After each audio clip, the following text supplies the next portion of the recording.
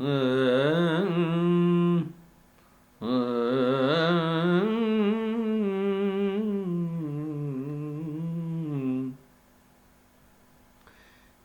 اہل بیت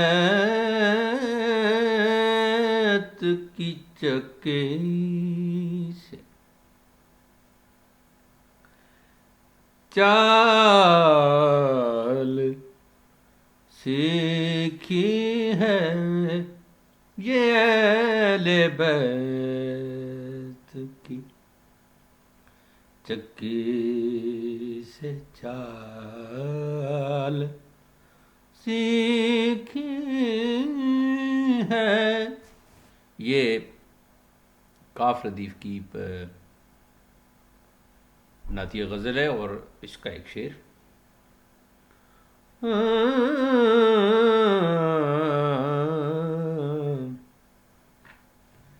یہ اہل بیت کی چکی سے چال سیکھی ہے، یہ اہل بیت کی چکی سے چال سیکھی ہے،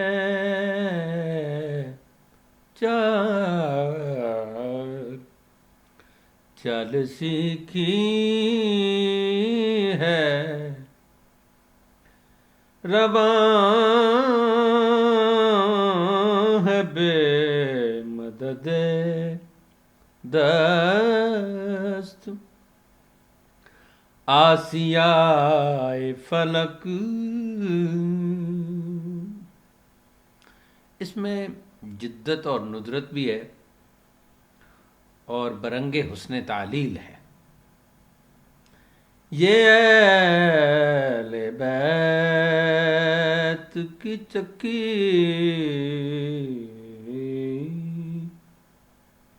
سے چال سیکھی ہے،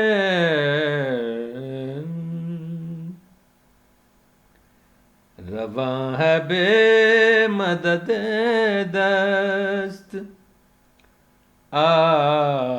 آسیائے فلک۔ یہ ایک انداز ہوتا ہے کہ ایک ممدوح کی تعریف براہ راست ہوتی ہے اور ایک تعریف اسی کی ہے مگر متعلقات ممدوح سے ہوتی ہے۔